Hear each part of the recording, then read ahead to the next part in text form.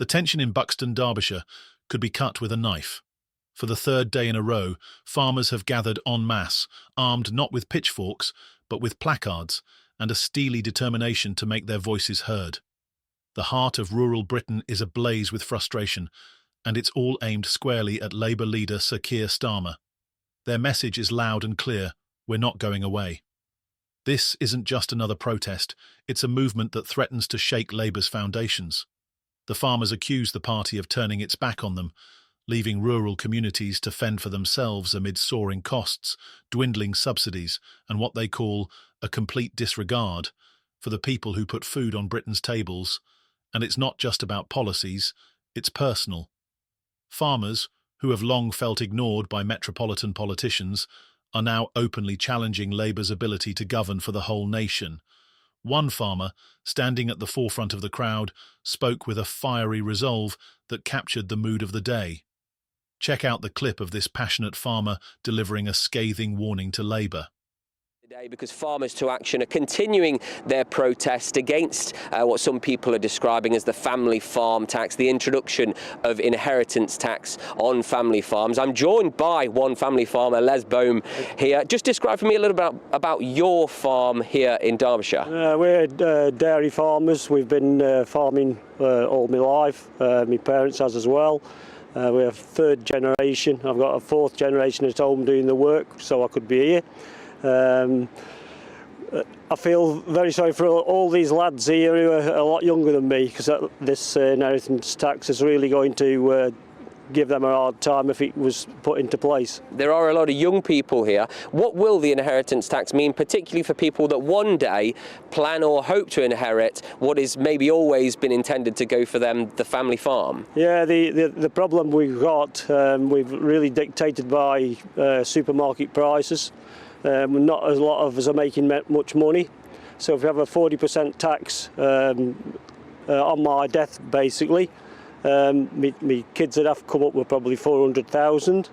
Only way we could do that is sell off ground, and if you sell off your ground, you can't produce as much money off your farm to do that. So it's just a spiral going down and down. There's about 50, maybe more farmers here. There's probably the same number of tractors. What will people see on rural roads like here in Buxton or across the country today? Well, we're just showing that we're not going away. What the thing Keir Starmer has done is brought the farming community together. So we're all joining forces, showing that we're a community, and it's time the government looked after us. What is the message to the Prime Minister or to Rachel Reeves, particularly in response to inheritance tax, which has been the headline element of the budget that farmers are really quite upset about? Yeah, I think she's got to go and look at the figures. I think the NFU have said they're willing to get around the table to speak to them. So just look at your figures and basically stop it if you could. As the clip circulates across social media, it fuels an outpouring of support for the farmers. The hashtag #FarmersNotForgotten begins trending, with thousands of users sharing stories of their own struggles in rural Britain. Meanwhile, Labour's critics pounce on the opportunity to pile on. Tory MPs like Jacob Rees-Mogg gleefully amplify the protests, with Rees-Mogg quipping, "Labour doesn't understand the countryside, they're too busy sipping lattes in Islington." But it's not just the opposition seizing the moment. Labour insiders are reportedly growing restless, with whispers of concern about how the party's rural neglect might cost them key seats in future elections. This could snowball, one Labour strategist admitted privately. If we lose the countryside, we could lose the nation. The Labour leadership, however, is standing firm. In a statement, a spokesperson for Starmer defended the party's agricultural policies, emphasising their commitment to green initiatives and sustainable farming. "We recognise the vital role farmers play in feeding our nation," the statement read, "but we must also prioritise the long-term health of our environment." For the farmers in Buxton, such reassurances ring hollow. Many view the green agenda as yet another burden placed on their already strained livelihoods. "They're asking us to do more with less," one protester said. "We can't afford to keep up, and they're doing nothing to help." Meanwhile, the protests have sparked wider debates about the state of rural Britain and its place in the national conversation. Commentators on both sides of the political spectrum are weighing in, with some blaming the government for failing to provide adequate post-Brexit support for farmers and others accusing Labour of pandering to urban voters at the expense of the countryside. The situation in Buxton is emblematic of a larger crisis facing Labour. As the party attempts to balance its appeal to urban progressives with the concerns of rural and working-class voters, it risks alienating key constituencies. For Starmer, the stakes couldn't be higher. Compounding Labour's woes, Health Secretary Wes Streeting has waded into another controversy, issuing a stark warning about the dangerous rhetoric surrounding grooming gangs. In an interview with The Guardian, Streeting drew a chilling parallel to the 2019 Christchurch mosque massacre, where one of the gunmen had the words "for Rotherham" inscribed on his ammunition, a reference to the grooming gang scandal in Yorkshire. Streeting's comments have sparked intense debate, with some praising his willingness to confront a difficult subject and others accusing him of trying to deflect from Labour's perceived failures. "We cannot allow an entire community to be vilified because of the actions of a few," Streeting said. "But we also cannot afford to let political correctness prevent us from addressing the real issues."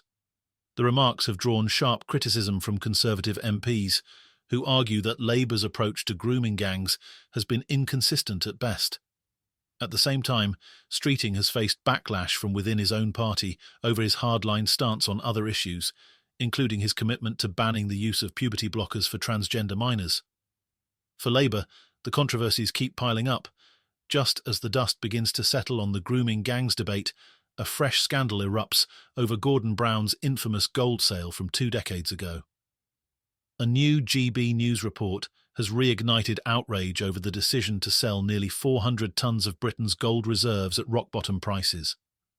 Critics claim that had the gold been sold today, it could have not only filled Labour's £22 billion black hole in public finances, but even provided tax cuts to struggling households. The report has given fresh ammunition to Conservative critics, with Shadow Chancellor Mel Stride calling the sale a huge blunder. Speaking to GB News, Stride said, "Labour governments always end up squandering taxpayers' money, and this one is no different. We are all paying the price for Labour's incompetence." The controversy over Brown's bottom, as the sale has been mockingly dubbed, is a painful reminder for Labour of past missteps that continue to haunt the party. While some economists have defended the decision as reasonable given the context of the time, the optics are undeniably damaging. As Labour scrambles to contain the fallout from these multiple crises, questions are swirling about the party's ability to lead. For Starmer, the challenges are mounting, and the path forward is anything but clear. Will Labour be able to win back the trust of rural Britain? Can it navigate the minefield of contentious social issues without alienating key constituencies? And perhaps most importantly, can it shake off the ghosts of its past and chart a course for the future? One thing is certain, the stakes have never been higher, and the drama is far from over. With protests in Buxton continuing to gain momentum, the Labour leadership faces a critical test of its resolve. Will they rise to the occasion or buckle under the pressure? Only time will tell. For now, the farmers' message remains loud and clear. We're not going away. And neither, it seems, is the mounting pressure on Labour.